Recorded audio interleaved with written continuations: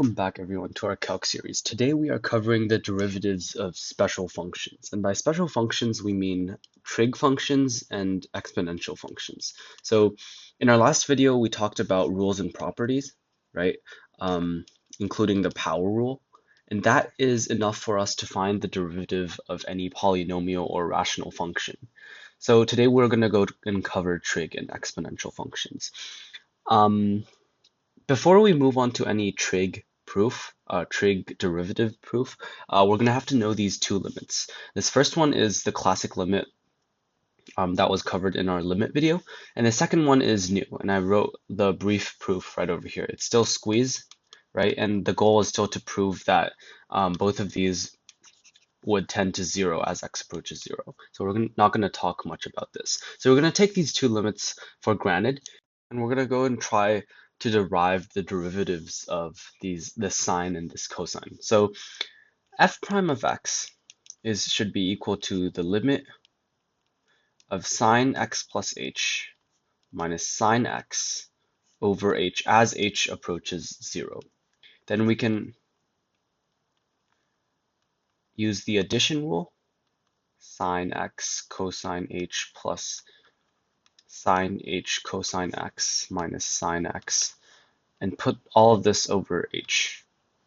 Then we can see that this term and this term right over here, they have this cosine h minus 1 factor, right? They're equal to sine x times cosine h minus 1. So we could utilize this limit we derived over there, and we can sort of regroup this limit. So this would become this. So then we could take out this and this, right? Because they're not relevant, they're sort of constants, right? They're constants in the limit. And then we can just take the limits of these. So we have that this limit right over here is equal to 0, and that this limit right over here is equal to 1. So then this whole thing would just become cosine x as desired. So this is sine x's derivative is cosine x. Then we're going to look at cosine x. So with the same steps, we would yet again obtain something very similar. So here this becomes 0, this becomes 1, and we have negative sine x.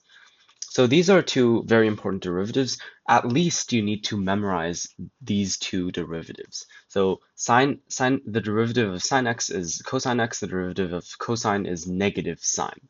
So these two are very important derivatives. And so for now, we're going to skip these real quick because I want to keep it trig. So let's say we want the derivative of tangent. Then here we could directly use the quotient rule because tangent is sine x over cosine x. So here is in fact very good practice. F prime x is equal to, so this is f, this is g, right? So we have f prime g minus g prime f over g squared. And this should be equal to cosine x times g minus g prime, which is negative sine x, times f, right? So I'm just using the results that we've just obtained right over here, right? So we know that f prime is cosine x and that g prime is negative sine x. So I'm sort of just plugging them in. And we take this over cosine squared x. Then we would find that this is equal to, well, above here we have cosine squared x plus sine squared x, and below we have cosine squared x. And notice cosine squared x plus sine squared x is just 1 by the Pythagorean identity, and we have 1 over cosine squared x, which is equal to secant squared x. This is also useful to remember. So the derivative of tangent is secant squared x. Then we're going to move to secant. It is the exact same thing. We're just going to apply the quotient rule. So notice this is equal to 1 over cosine x, right? So then we can take f prime of x using the quotient rule again. Use a different. F prime x equals, we're going to have fg, right? F prime, which is 0, minus g prime times f over g squared. So that's going to be sine x over cosine squared x. Or as some people like to write it, they like to write it as secant x times tangent x, which is also okay. So it's one of these things. Then cosecant is 1 over sine x. So then if you take the derivative, f prime of x is equal to f prime, 0 minus cosine x sine squared x. That is equal, so this is equal to this, right? And then, or that you can write this as cotangent x times cosecant x, right? And finally, we have cotangent x, which is just cosine x over sine x. So we would sort of do the exact same thing, right? So f prime x equals, we would have f prime negative sine x times sine x minus derivative of bottom times top over sine squared x. And notice again, this here is -1, right? This is -1. We have the Pythagorean identity over sine squared x. Or you can write this as negative cosecant, cosecant squared x. So these are the derivatives of the 6 trigonometric functions, right? We have them all over here. Okay, so that was good practice with quotient rules. And now we're going to go on to exponential functions. So this e to the x here, we don't yet have the method to show its derivative.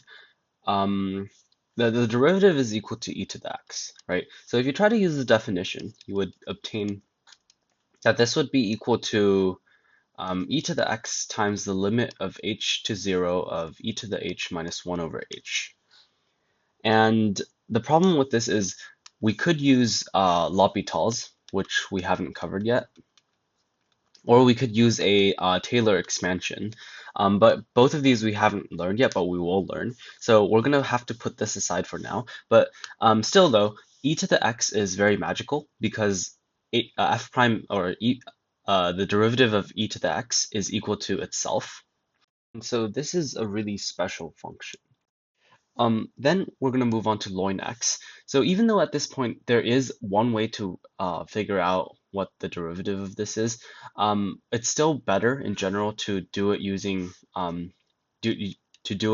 the inverse of e to the x. So there's a formula for, or there's a way to compute the derivative of an inverse function when you know the derivative of the function itself. Or alternatively, there would also be implicit differentiation. So in both of these ways, we're going to explore ln x again. So, but for now, you just have to know that the answer to this is 1 over x. So these two, we both still haven't proven yet. And that's okay because we're going to learn more in chapter 3. So that is it for today's video. It is very important to familiarize yourself with these answers as they might appear very frequently on your test. Thank you very much.